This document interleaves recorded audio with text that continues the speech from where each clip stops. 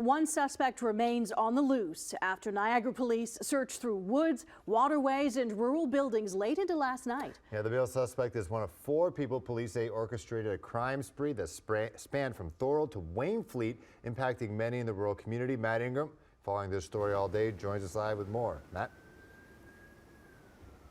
Phil, for Sleepy Wainfleet, this was truly an event out of the ordinary. A kidnapping, an attempted kidnapping, at least one shot fired, followed by an hours-long manhunt deep into the bush late into the night. Thankfully, no one was injured, but the whole incident has a few people in the community feeling a bit shook up. Some guy came running just right past me, about 15 feet from me.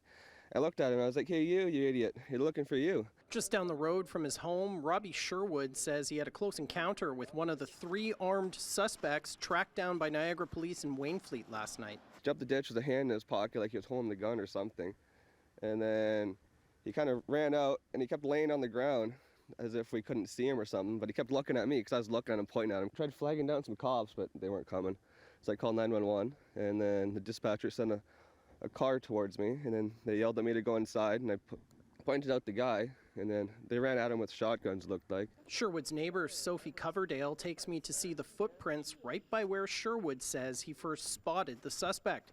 She and her husband saw the heavy police presence in the area last night. Helicopters started flying around several times around our house, and at one point we could see like it was like tactical unit cops walking across the field, like coming towards our house. Officers asked people in the area to shelter in place from 7 p.m. until almost 1 a.m. as they searched a large piece of rural territory. It was an exhaustive search. We actually had to switch out canine units because it went on so long, which is not a common occurrence. The manhunt was just part of a chaotic chain of events that police say began with a 15-year-old boy being kidnapped from a home in Thorold by 4 male suspects. Police say the suspects took the teen to a residence near Wellandport Rd and Concession Rd 6 in Wainfleet, where they tried to kidnap a second 15-year-old boy, but failed. That's when police say at least one shot was fired and the suspect's vehicle became stuck in a ditch, leading those in the car to try to escape on foot. At the end of these muddy tracks, we found what appears to be pieces of the front of a vehicle, clear plastic that could have been a headlamp. Some in the community are a bit shaken up. Sherwood says he was up all night, concerned for his partner and 1-year-old daughter.